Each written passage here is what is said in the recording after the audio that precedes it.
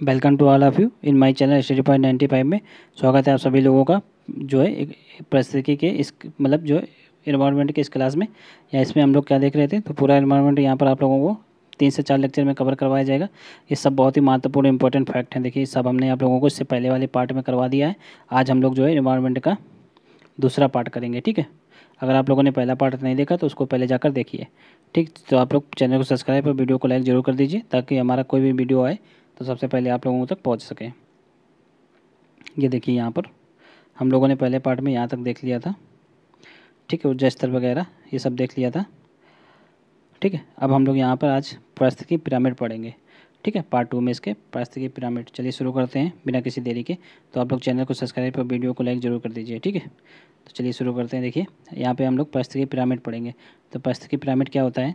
तो पारिस्थितिकी पिरामिड जो है 3 तरह के होते हैं, संख्या के आधार पर पिरामिड, फिर जो है भार के आधार पर और ऊर्जा के आधार पर। तो जो ऊर्जा का पिरामिड होता है वो हमेशा सीधा बनता है, ये याद रखिएगा आप लोग। ये हमेशा ही सीधा बनेगा, यानी कि होता क्या है, ये देखिए यहाँ पर ऊर्जा जो है एक ही दिशा में यहाँ पे जाएगी। ये मान लीजिए घास है, घास को कौन खाएगा? कीड़ा खाएगा। तो इससे इसको कितना 10% एनर्जी मिलेगी। ये 10% ऊर्जा का घास का नियम है, ये लिंडरमैन द्वारा दिया गया था। तो इसी के अनुसार ये 10% इसको मिलेगी, फिर 10% कीड़े की पूरी एनर्जी का 10% मेढक को मिलेगी। तो ये देखिए एनर्जी एक ही दिशा में फ्लो हो रही है, ठीक है। और हमेशा ये उस सीधा इसलिए बनेगा क्योंकि ये पिरामिड है।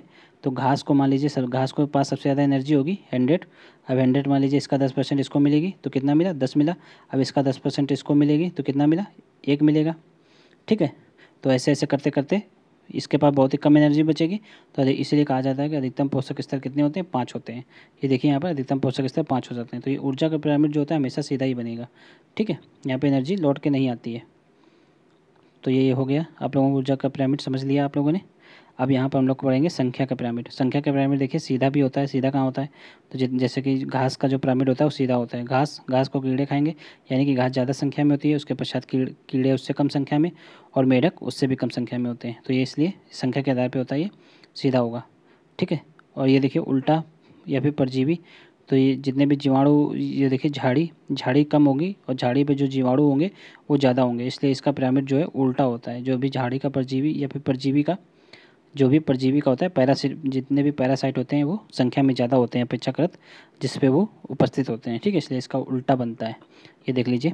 उसके बाद इसका देख लीजिए बायोडल का। तो ये बायोडल शेप में होता है, ये अपवाद है यहाँ पर, ठीक है। चिड़िया नीचे और ये सर्प, इसका आप लोग देख लीजिए। ये शंकु आकार का होता है, ठीक है, घंटे के आकार का। अब यहाँ पे देख लीजिए जैव भार का पिरामिड। भार के अनुसार यहाँ पर होता है, सीधा किस में होगा?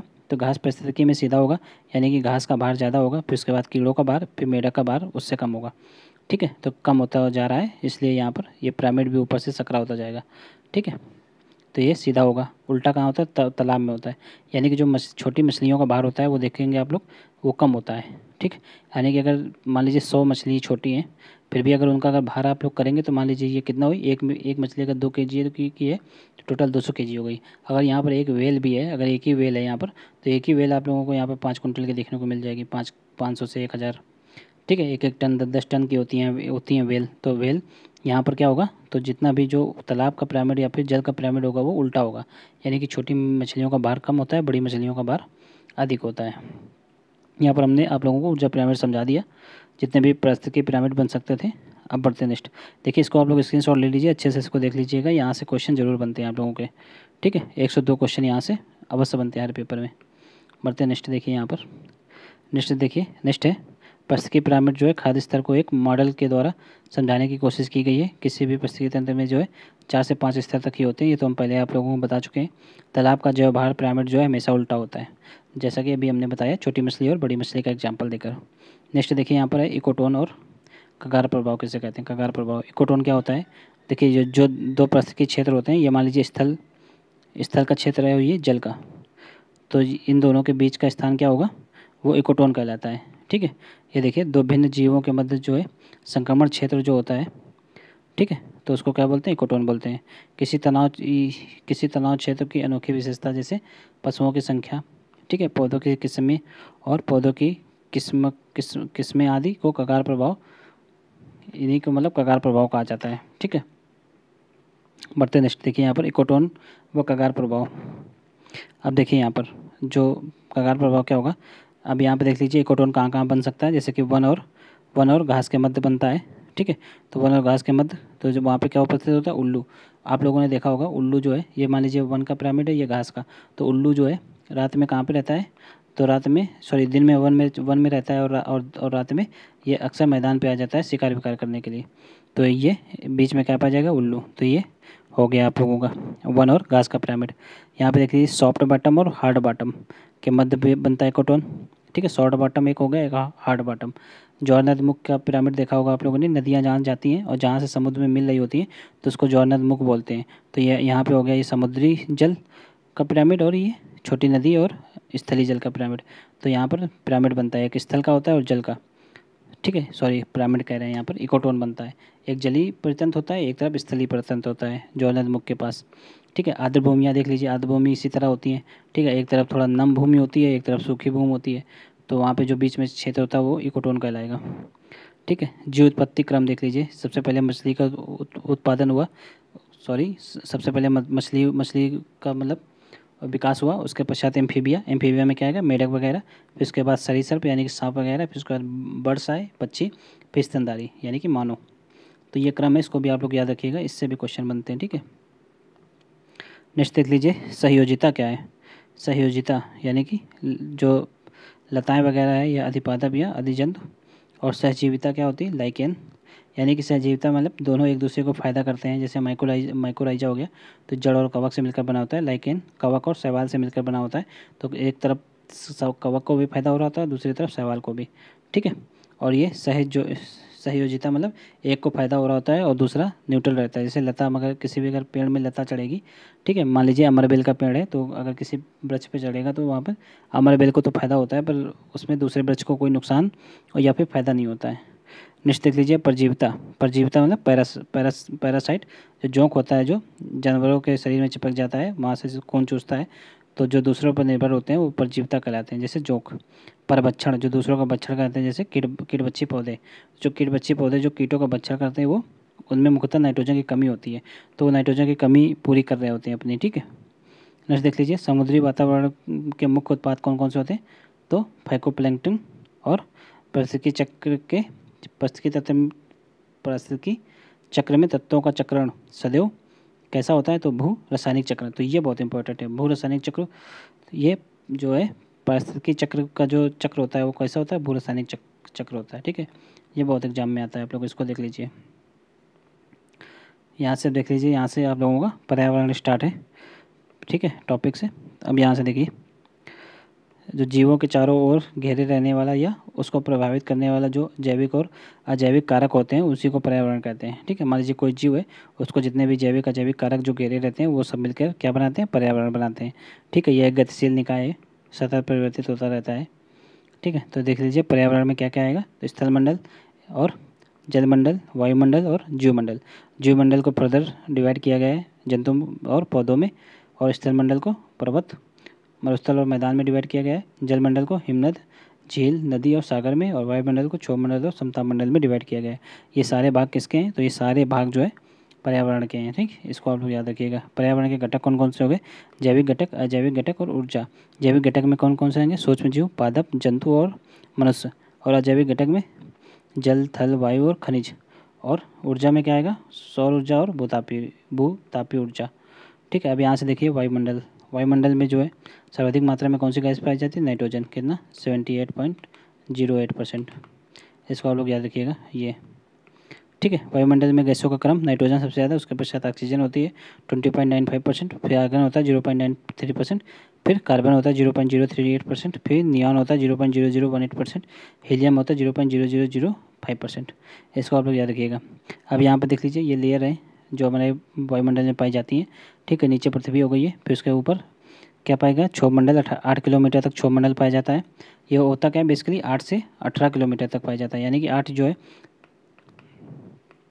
8 जो समुद्र तल से होता है ये 18 किलोमीटर होता है, और जो स्थल मंडल से होता है वो 8 किलोमीटर तक होता है, ठीक है, उच्चतम दूरी इसकी।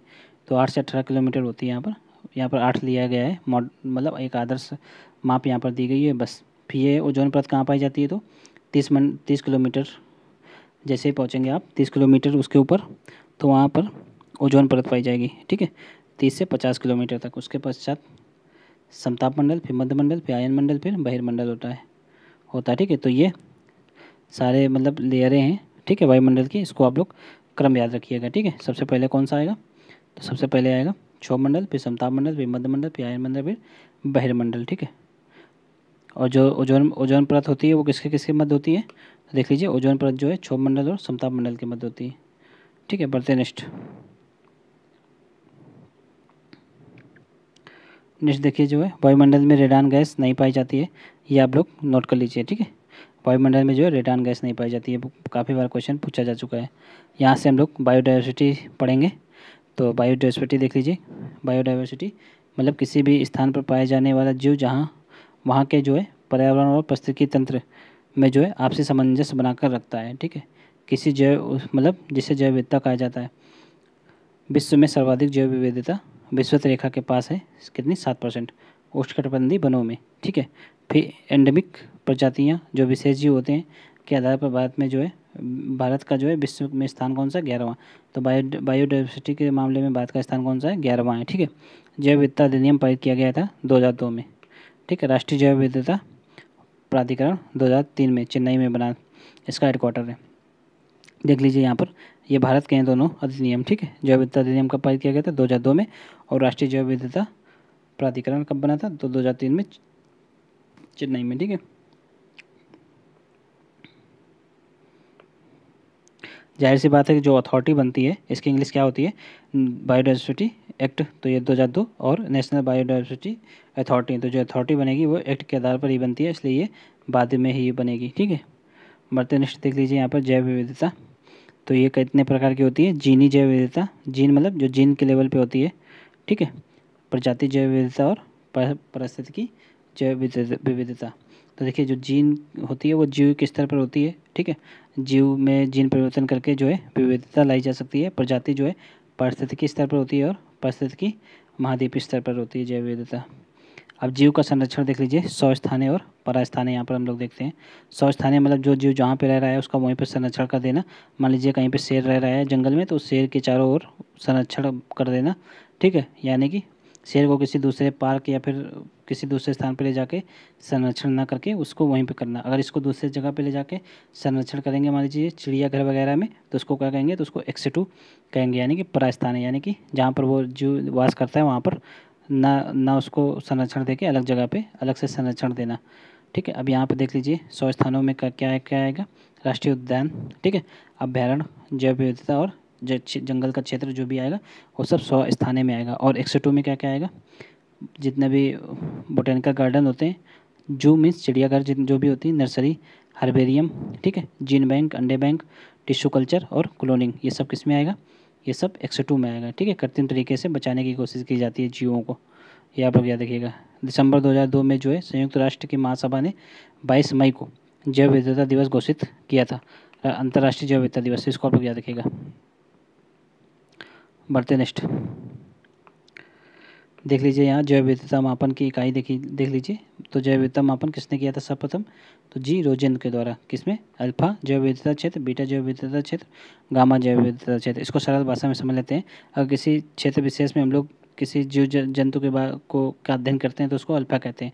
अगर दो क्षेत्र हैं उनके कंपेरेटिव अध्ययन करते हैं तो उसको बीटा जैव विविधता कहते हैं। और अगर पूरे ये इसी तरह के और भी क्षेत्र हैं और इन सबका एक साथ अध्ययन करते हैं तो उसको क्या बोलते हैं, गामा जैव विविधता क्षेत्र ठीक है। तो ये इसको आप लोग एक बार समझ लीजिए अच्छे से ठीक है, यही इसमें बताया गया है ठीक है। जीवों की संख्या का मापन ठीक है, एक स्थान विशेष में कारकों एवं स्रोतों के आधार पर होने वाला परिवर्तन, ये आवास परिवर्तन और ये प्रादेशिक, ये पूरा होल होता है ठीक है। तो ये देखिए यहाँ पर पूरी बात नहीं लिखी हुई है, तो जो हमने आप लोगों को बताया है वो ज़्यादा सटीक है, तो उसको आप लोग अच्छे से देख लीजिएगा ठीक है। एक बार और वीडियो पीछे करके आप लोग देख सकते हैं। नेक्स्ट जैव विविधता ह्रास का कारण क्या है, तो मानव जनित कारण है, जैसे कि जो आर्थिक दोहन किया जाता है, जंगल वगैरह काटे जाते हैं, शिकार और तस्करी की जाती है ठीक है, आवासीय विकास किए जाते हैं, पेड़ वगैरह काट के झूमिंग कृषि जैसे वगैरह की झूमिंग कृषि की जाती है, जैसे नॉर्थ ईस्ट में अपने यहाँ ठीक है। तटीय क्षेत्रों का विकास किया जाता है ठीक है। प्राकृतिक कारण क्या है, भूकंप आ जाता है, हिमस्खलन आ जाता है, बाढ़ आ जाती है, जलवायु परिवर्तन वगैरह सब प्राकृतिक कारण है ठीक है। जैव विविधता से संबंधित प्रमुख सम्मेलन देख लीजिए, बहुत इंपॉर्टेंट है ये सम्मेलन सारे ठीक है। पृथ्वी सम्मेलन कब हुआ था? 1992 में। बहमास कन्वेंशन, बहमास सम्मेलन 1994 में। कार्टाजेना प्रोटोकॉल 1999 में। नगोया प्रोटोकॉल 2010 में। ठीक है। इसी में आईची लक्ष्य, कितने आईची लक्ष्य निर्धारित किए गए थे? करीब 17 आईची लक्ष्य निर्धारित किए गए थे। इसको आप लोग याद रखिएगा। नेक्स्ट है हैदराबाद जैव विविधता सम्मेलन 2012 में। ठीक है। अब यहाँ पर देख लीजिए वन्यजीव संरक्षण, तो कैसे किया जाता है वन्यजीव संरक्षण? देखिए, राष्ट्रीय पार्क बनाकर, वन्यजीव अभयारण्य बनाकर और जैवमंडल रिजर्व बनाकर। ठीक है। तो यहाँ पे मानव गतिविधियाँ यहाँ पर निषेध होती हैं, यानी कि यहाँ पे कोई मानव गतिविधियाँ नहीं हो सकती राष्ट्रीय पार्क जहाँ पर घोषित कर दिया जाता है। ठीक है। अपने यूपी में एक राष्ट्रीय पार्क है, उसको क्या बोलते हैं? दुधवा। ठीक है। दुधवा नेशनल पार्क कहाँ पे है? वो लखीमपुर खीरी में पड़ता है। इसको आप लोग याद रखिएगा। वन्यजीव अभयारण्य तो कितने? तो यहाँ पर सीमित मानव गतिविधियाँ होती हैं वन्यजीव अभयारण्य में, और राष्ट्रीय पार्क में कोई मानव गतिविधि नहीं होगी। और जैवमंडल रिजर्व में सरकारी जो है नियंत्रण पर, परंतु बाह्य क्षेत्र में निवास कार्य संभव है। ठीक है। तो सरकारी नियंत्रण या फिर कहें सरकारी देखरेख में जो है, जो इतने भी वैज्ञानिक अनुसंधान वगैरह यहाँ पर किए जा सकते हैं। अब यहाँ पर देख लीजिए, ये ये इसका है जैवमंडल रिजर्व का क्षेत्र यहाँ पर दिखाया गया है। करोड़, यहाँ पर मानवीय हस्तक्षेप नहीं होगा। ठीक है। जहाँ पर मतलब ज़्यादा जीव जंतु रहेंगे, उनकी जो कोर एरिया होगा, वहाँ पर मानवीय हस्तक्षेप नहीं होगा। फिर उसके आसपास जो बफर जोन बनाया जाता है, तो यहाँ पर सीमित मानवीय गतिविधियाँ संभव हैं सरकार के आदेश के पश्चात। ठीक है। प्रशासन के साथ मानवीय गतिविधियाँ संक्रमण क्षेत्र में भी संभव हैं। बढ़ते हैं नेक्स्ट। यहाँ से देखिए हम लोग राष्ट्रीय उद्यान वगैरह, अभी इसको हम लोग अगले वीडियो में कवर करेंगे। ठीक है। अभी बहुत सारे यहाँ पर आप लोगों को पढ़ना है। ठीक है। तो ये दूसरा वीडियो खत्म हुआ। अब इसके आगे हम लोग 2 वीडियो तक और कर लाएंगे इसी के, और उसमें पूरा इन्वायरमेंट कवर कर देंगे। ठीक है। जो कि आप लोगों के जितने भी वनडे टाइप के एग्जाम है, तो उन सब में आप लोगों को बहुत अच्छा यहाँ इससे हेल्प मिल सकती है। ठीक है। देखिए, इससे बाहर क्वेश्चन नहीं जाएगा आप लोग अगर इसको एक बार अच्छे से कवर कर लेते हैं। यहाँ पर सारे मेन टॉपिक जो है कवर किए गए हैं। ठीक है। चलिए मिलते हैं नेक्स्ट क्लास में। तो तब तक आप लोग चैनल को सब्सक्राइब और वीडियो को लाइक ज़रूर कर दीजिए। ठीक है। चलिए मिलते हैं नेक्स्ट क्लास में।